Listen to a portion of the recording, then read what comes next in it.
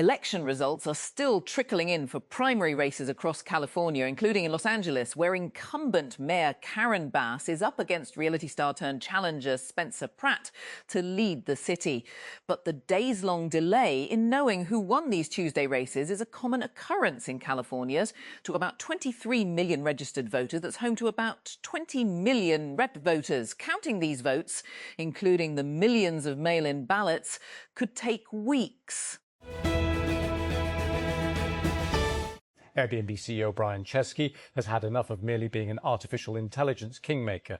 He now plans to back a new AI lab of his own. The news, broken by Bloomberg and confirmed to TechCrunch by a person familiar with the situation, marks Chesky as one of many Silicon Valley makers who are unsatisfied with the models coming out of the frontier labs. While Airbnb has adopted AI coding tools, Chesky said last year it hasn't struck an LLM partnership because existing products weren't quite ready. Volodymyr Zelensky has called for a face-to-face meeting between himself and Vladimir Putin in a renewed bid to end the war. In an open letter to the Russian president, the Ukrainian leader said it would be wrong to simply wait until the war in Europe becomes the focus of the US's attention once more, adding peace could only come through direct engagement between Ukraine and Russia. The administration of United States President Donald Trump has issued a statement appearing to characterize the anti-government protests in Bolivia as an attempted coup against the country's right-wing president. On Thursday, U.S. Secretary of Defense Pete Hegseth posted on social media that the U.S. military establishment would reject all attempts to overthrow the legitimate government of Bolivian President Rodrigo Paz.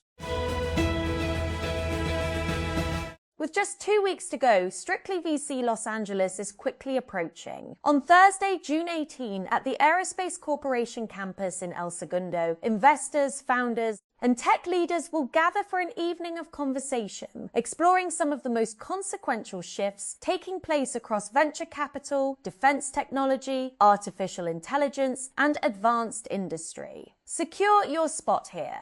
For executives navigating a rapidly changing technology landscape, Strictly VC offers something increasingly difficult to find: direct access to the people building, funding, and shaping the next generation of companies. The conversations are candid, the audience is highly curated, and the insights extend far beyond what can be found in headlines, podcasts, or social media feeds. In November 2017, TechCrunch brought Startup Battlefield to Australia for the first time.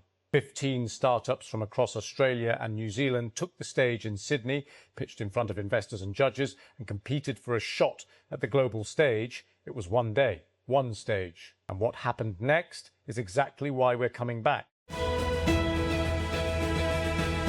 At least 12 people have been killed and dozens of others injured in Russian strikes across Ukraine, according to Ukrainian authorities, as Ukrainian President Volodymyr Zelensky commemorated at least 707 children killed by Russia during the two countries' more than 4-year-long war. At least 5 people were killed and 11 others injured in Russian bomb and drone attacks on eastern Ukraine's Donetsk region, the National Police of Ukraine's press service said on Thursday.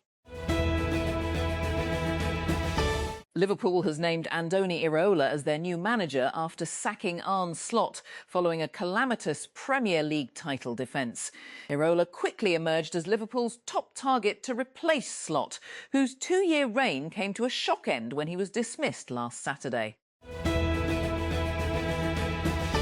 Maja Chwalinska of Poland became just the second qualifier to reach a Grand Slam singles final in the Open era when she beat Diana Schneider of Russia 7-6, 4-6-4. The 24-year-old Chwalinska has a chance to match Emma Raducanu's title run at the 2021 US Open when she plays Russian teenager Mira Andreeva in Saturday's final at Roland Garros. When Congresswoman Delia Ramirez first announced the Block the Bombs Act to impose a partial embargo from the United States to Israel, only 21 Democratic legislators joined her in supporting the measure. That was June 2025. 1 year later, the legislative proposal now has 73 co-sponsors, a tally that Palestinian rights supporters say represents historic progress. Poke, a startup that turns using AI agents into something as simple as sending a text message, has become the first AI agent approved to run on Apple's Messages for Business platform. Previously, the platform was designed for businesses, airlines, retailers, hotel chains and others, to communicate with their own customers through iMessage, offering a standardized interface that supports both automated chat and live agents. Until now, it hadn't been open to standalone third-party AI agents. Launched in March, Poke is one of the first AI agents designed to be accessible to everyday users who don't have the technical skill set or inclination to work with command line tools or more complex agentic systems like OpenClaw. Today, Poke can help with common activities like daily planning, managing your calendar, tracking your health and fitness, controlling your smart home and editing your photos, all via text message. To date, it's relayed some 100 million messages, the company tells TechCrunch.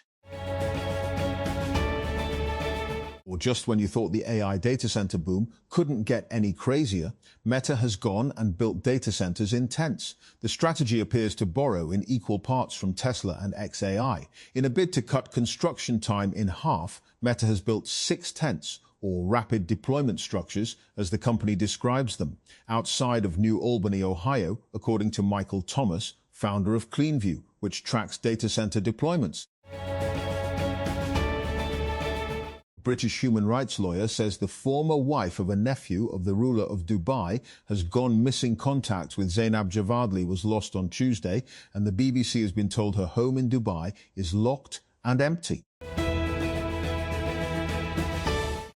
An auction with an array of memorabilia from Marilyn Monroe's estate and friends has already brought in thousands of dollars in bids on the 100th anniversary of her birth. The sale, which began on Thursday, features 185 items from the model and actress's life, including a 1950s evening purse worth an estimated $100,000, $74,000, an evening gown, and even her lip pomade. French-Iranian author, illustrator, director and activist Marjanji Satrapi, best known for her graphic novel series and film Persepolis, has died aged 56. The Élysée, the Paris, has confirmed she captivated a global audience with Persepolis. The palace said, calling her a leading figure in French culture and an artist devoted to freedom whose work carried a universal message and earned her immense international renown. Saudi Arabia's Minister of Energy, Prince Abdulaziz bin Salman Al Saud, has met his Russian counterpart in St. Petersburg and called for stability in global energy markets as OPEC grapples with disruption caused by the wars in Iran and Ukraine, which have sent oil prices skyrocketing. OPEC has been unprecedented challenges with slashed oil exports, and in Jumayyah, the United Arab Emirates, an OPEC powerhouse for almost 60 years, left the oil cartel in April. Hundreds of Libyans have gathered outside the UN Refugee Agency, UNHCR, headquarters in Tripoli to protest against undocumented migrants that they say should leave Libya. Protesters on Thursday chanted, "Libya belongs to Libyans," and called for the closure of the UNHCR headquarters in the capital. They were seen holding signs reading, "Our love for our country is not racism, and Libya's is not the world's garbage bin."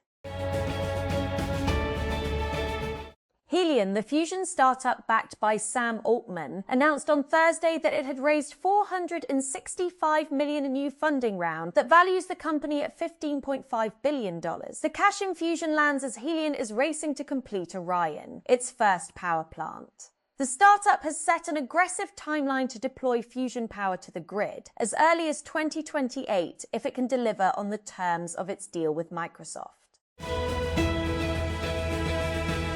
The federal government has decided to increase the general sales tax, GST, on everyday school and office supplies from 10% to 18% under the upcoming Finance Bill 2026. Official sources informed Pro-Pakistani a short while ago.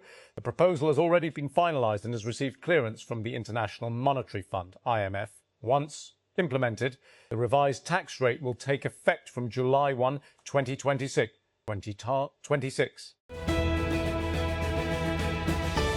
Washington. 3 senior Democratic leaders urged their colleagues in the US Senate on Thursday to support the move to prevent President Donald Trump from continuing the war against Iran without congressional approval. Democratic Whip Catherine Clark, Minority Leader Hakeem Jeffries, and Caucus Chair Pete Aguilar said in a joint statement that the House of Representatives on Wednesday successfully passed a war powers resolution and that it is now time for Senate Republicans to do the right thing. Once a gathering place for Western leaders and investors, Russia's St. Petersburg International Economic Forum, CEPIEF, features a guest list that includes an eclectic mix of American attendees, ranging from conservative podcaster Candace Owens, U.S. Commission of Fine Arts Chairman Rodney Mims Cook Jr., and American actor Steven Seagal. The Ukrainians are not in attendance. They made their presence felt as the Kremlin's flagship business and economic forum got underway under the cloud of drone strikes on Russia's second-largest city, President Vladimir Putin's hometown of St. Petersburg, just hours before the event started on Wednesday. John Bolton, a former national security advisor to President Donald Trump, is set to accept a plea deal in a case related to the handling of classified documents, according to media in the United States. Bolton, now a prominent Trump critic, reportedly intends to plead guilty to 1 count of illegal retention of sensitive national security documents and has agreed to pay a fine of more than $2 million.